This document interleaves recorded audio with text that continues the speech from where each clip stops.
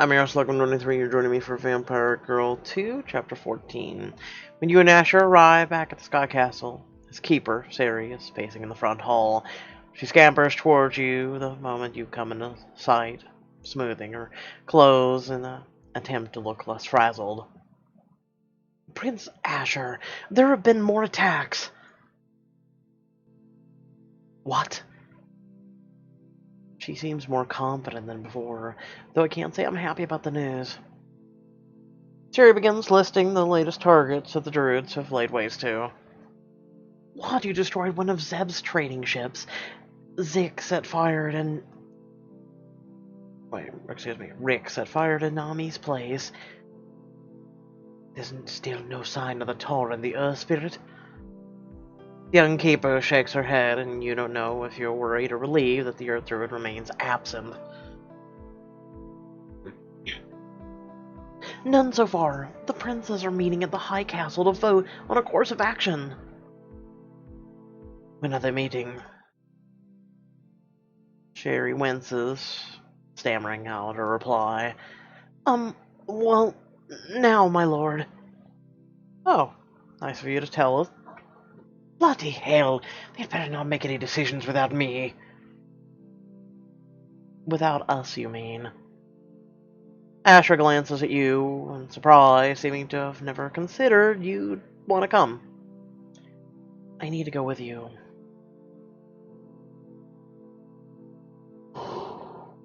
Ooh, see, I can stay on top of what's happening. Seems easier than having you repeat everything back that's happening.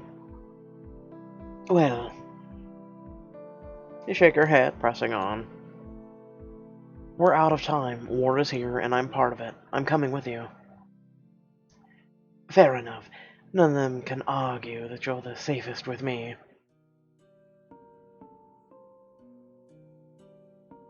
The two of you traveled by boat again, drifting south. The sun is high in the sky, but you're still weary from your long trip to the Earth and back. You rub your eyes and focus on the task at hand, and impending war is far more important than a nap on the boat's generous cushions. We can't let your brothers and the vampires invade the Outlands. I agree. If we head past the walls, the Druids will gather an army of Fae to meet us. It would be chaos. Both sides will suffer enormous loss. There would be no chance for peace. Yami has come alive again since returning to the Seven Realms, once more perched on your shoulder. He chirps nervously as if sensing your anxiety. Maybe we can offer a peace treaty? My brothers do not care for peace.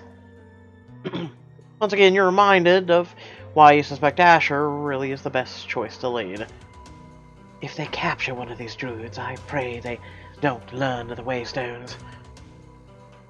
They could move freely through Avakiri, go anywhere and strike where the Fae least expected. How is it they don't already know about them?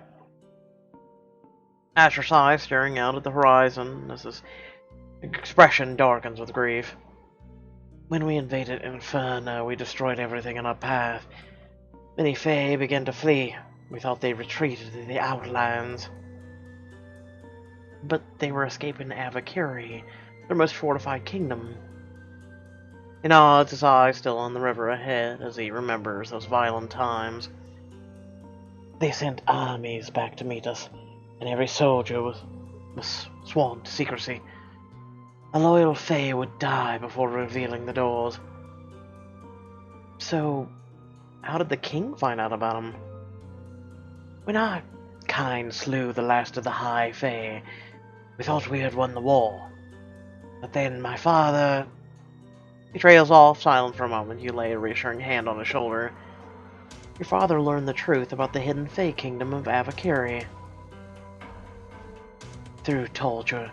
I cannot imagine the sort. He discovered they still held half the world, untold armies, and a fortress. Avakiri in the Crystal Palace?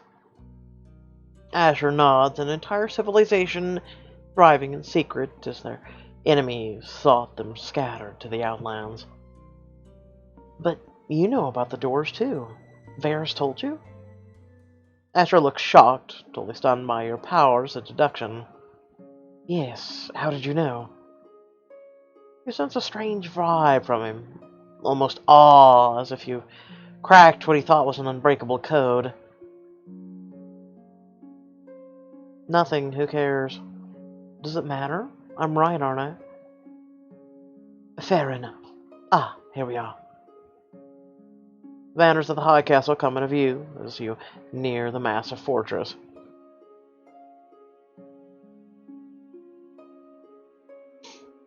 Asher races with you to the council chamber, throwing open the doors the moment he arrives. All the other princes are already there, shouting at each other as they debate what to do about the attacking druids. Asher clears his throat, quieting the room as he takes a seat to stand at his side. I see you all started without us. Ben looks up and grins. At his side, Baron wags his tail and gives you a wolfish grin. Levy, meanwhile, looks far less pleased to see you. This is no place for the princess. She stays. I agree, obviously. The princes exchange nervous glances, seemingly hesitant to take a side. It's Ace who finally chimes in, his soft voice cutting through the silence as he glances up from whatever tiny device he's been tinkering with. She'll be queen one day. Let her witness the meeting. Yes, I always knew Ace was a good guy. I'm glad he's on my side. I'll need as many allies as I can get. Shush. I don't see why she should even be queen of anything. Liam, Prince of Greed, groans and slaps his hand down on the table. Enough already! A vote the princess stays, 4 against 3. Can we please get back to the matter at hand? Said Asher as he shrugs, seeming as behind as you are on what they were last yelling about. Zeb pipes up, speaking calmly to his gathered brothers. We should at least give the druids' words some serious consideration. War will cost us all.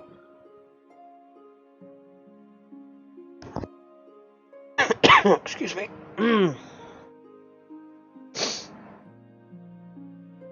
Excuse me. Serious considerations of freeing all the slaves? How would that work exactly? I guess they all got the same message Finn did. Water Druid must be pretty clever. She managed to reach them all. Crazy if she thinks she pissed at me. Now it's clear who I am. Pretty clever. Levy reclines in his chair, throwing his feet up on top of the table. How would freeing the slaves work indeed? I suppose Dean would like to bathe himself, and Ace would need to transport his materials by hand. Zeb's nobles could pick their own crops, and Nem's lords. Clearly our economy would collapse overnight, it's obvious.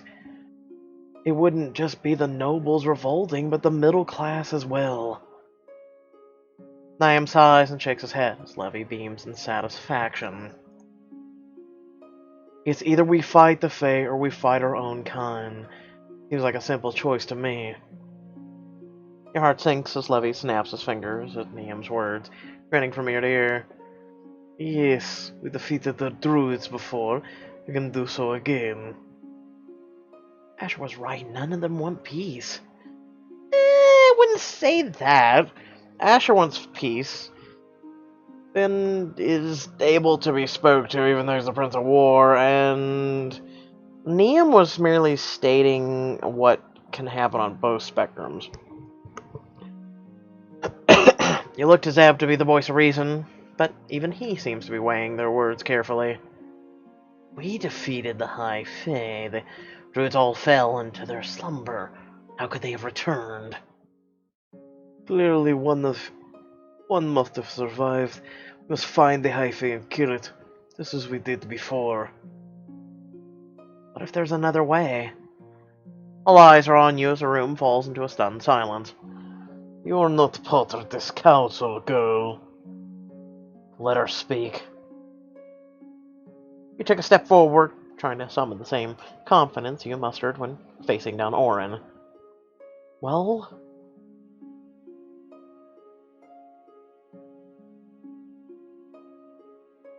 The war won't be stopped that easily. Ben's kingdom was attacked long before the druids awoke. Stopping them won't mean peace. She's right. I watched my kingdom burn twice, and only the second time was the work of Riku. Levi scoffed, seeming unconvinced. Without the druids, we can crush their armies and stamp out the rebellions. Until what? There's no slaves left anyway? Prince falls silent, and any that had been about to murmur their agreement with Levi are sobered by the reality of your words. What do you propose instead? The Fae want their people freed, and that's not an unreasonable request. It's one you would be fighting for if the roles were reversed. Levi attempts to interrupt, but Finn kicks him under the table. You fight a grin. What if you turn them into paid workers instead? Give them a share of the profits, or some land. The economy would still function, with some small revisions, and the Fae would be free citizens. It might be enough for a truce. For peace.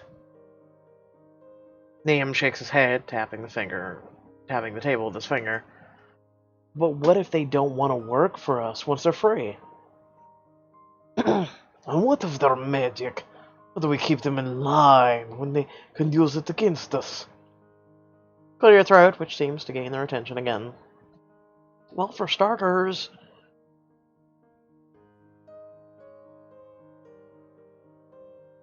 there would be laws against violence. In my world, there are many rules governing even free citizens. Fighting or using violent magic could be illegal and result in imprisonment, like any other form of assault. I am sure we already have such laws for when the petty squabbles of our nobles turn physical. Am I right? The princes reluctantly murmur their agreement. Besides, I'm sure it would be a great use to let the Fae use some of their magic more freely, like healing. I'll say, how much of a loss of a limb could be avoided if your Fae could use her magic, Ace? Ace says nothing, though you see his eyes dart for a moment to his brother. I wonder if he's ever allowed them to heal injuries like Finn does. He seems kind enough. The princes continue to talk and murmur to one another, and you can tell that many are impressed. These ideas seem so simple to me.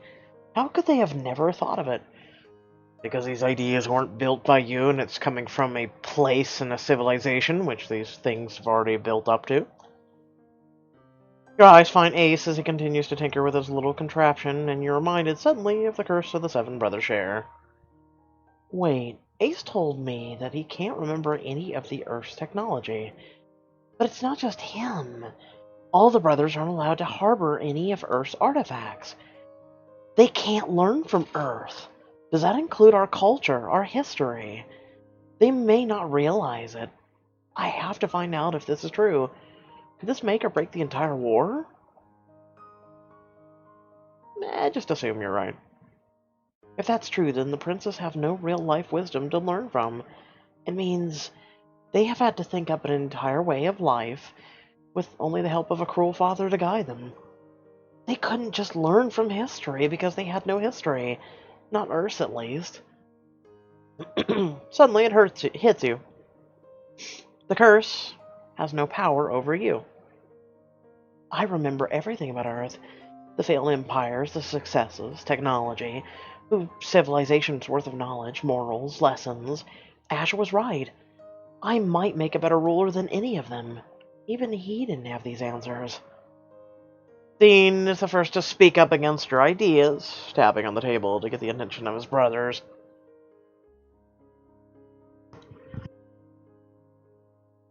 Excuse me. I hate being sick. Ari, you can't change a system that's been in place for centuries overnight without some kind of resistance. I don't see a better way. Since none of our options are optimal, let us vote on Ari's idea. Lovey scowls, but Niamlaw nods, and when he looks at you, it's with sympathy. Let us vote, then. Your ideas do have merit, Ari, but it would be an upheaval. If the Fae decide to invade despite it, we will be undone. I vote against freeing the slaves. Dean nods his agreement, resting an elbow on the table. I have trouble imagining Fae in my realm providing the same entertainment they do now as free men and women. I vote against it. I vote against as well. No surprise there, the Prince of Emmy hasn't changed since we last met. Asher clears his throat and glances sideways at you before speaking. Ari's plan could result in the least amount of bloodshed. I give it my support. I am never one to shy away from war, but I do not relish all the recent deaths. I vote in favor of it as well. You look to Zeb, knowing that he has it in him to be calm and thoughtful. He deliberates for a moment, chewing his lip, then nods. If the Fae will stay and work for us with us, then I will also vote in favor. All eyes turn to Ace. With the brothers in a deadlock, his vote will determine the future. Ace could go either way. I'm not sure where he stands, and that frightens me. If we go to war, I might not ever be able to make peace with the Fae, and the slaves might never be freed. And if they listen to Levy about hunting the High Fae, I might not live to try. You hold your breath and wait, your chest tight, as Ace gives a soft sigh. Perhaps it is time the Fae were free. Perhaps. The castle trembles, the brothers all jump to their feet as you grab at the table to steady yourself. Ace turns to the curtained windows, but before he can approach, they shatter in a spray of glass as Riku, the fire spirit, bursts in. Ah! The phoenix collides with Ace in a flurry of flaming feathers and tearing claws, throwing the prince back against the far wall. Ace! No! You don't have time to think. You simply run, dashing to Ace's side as the roof begins to cave in. The tumbling debris cuts you off from the princes as you drag their wounded brother into the hall, but you can hear their shouts from behind the rubble. They're alive at least, so they can fight, but Ace... You look down at the wounded vampire in your arms. His chest and legs are gashed, and flesh around his wounds is burned.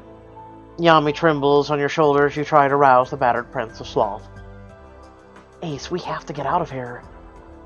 His eyes flicker open, but his breathing comes in choking gasps. Help me stand. You can tell that he's barely able to remain conscious. He leans heavily against you, still bleeding. Ace, where can we go? This place will fill with smoke soon. He coughs weakly, and a trickle of blood appears at the corner of his mouth. There's a bridge. It connects the council chambers to the rest of the castle. Keep following this hole. It's the only way out. Save yourself, princess. With Ace becoming less coherent by the second, the wounded prince is quickly becoming dead weight. I don't know if I can hold him his weight. I can't just leave him here. Drag him through the dirt. Better than leaving him. Unable to support him properly, you drag him down the hall. Ace gives a pained shout as his wounded leg is strained, nearly pulling you down with him as it buckles beneath him. Just hang in there, we're almost there. Yami chitters nervously from within the curtain of your hair, trembling in fear as you make the agonizing journey down the hall. Just a little further.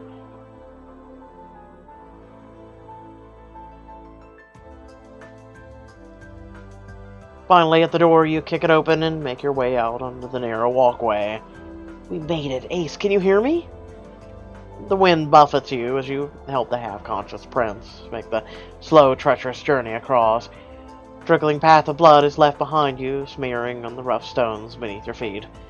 Suddenly, there's a roaring above the wind as Riku's fiery form fills the sky. Orin's voice thunders out of the spirit's body as the great phoenix circles overhead. I see you, girl. Leave the prince and I will cause you no harm. You want me to leave Ace here to die? Bite me, bird brain. So be it. The phoenix begins to lunge for you, wreathed in flame. Yami leaps from your shoulder, wings outstretched, and unleashes a sound you've never heard before. Okay, I'm not doing the roar, but he's roaring. Suddenly he's gone. as if turned to ash, and a puff of ash drifts down around you. Ha! Even Yami has abandoned you. Now there's truly no need of you, princess. Spits the title if it's an insult. Smoke stings your eyes as the air burns around you with Riku's heat. Then there's a streak of dark in the sky, like a ribbon of pure night ticking on the form of Yami. You're so bloody cute, you little guy. Roar. As a shadowy, monstrous dragon roars a blood-curdling bellow, everything fades. There is no heat, there is no wind. There is nothing but the stillness that surrounds you as Yami soars overhead and straight into Riku, tearing at the Phoenix's neck. The fire spirit shrieks in pain, the Phoenix's pain shrieks mingling with Orton's howls. Please be okay, Yami. Please be okay. You rush along the rest of the walkway, ducking through the door at the other side and into the waiting hallway. As you sag against the wall, Ace murmurs weakly at your side. I saw stars. Midnight. I have seen it before. Shh. You're sick and hallucinating. He smooths his hair, trying to calm the wounded prince. Ace's eyes clear for a moment. He reaches for your face, or your hand, smiling faintly. Do not worry, princess. I owe you my life, besides. His words grow soft as he begins to slip back out of consciousness. It is you who scares me. Why does she scare him? I'm just curious. So without further ado, thank you all for joining. Remember to please like, share, and subscribe. And down in the description below, links to social media, Discord, if you'd like to support me and my content. And yeah, without further ado, I guess I will catch you guys in the next video. Peace.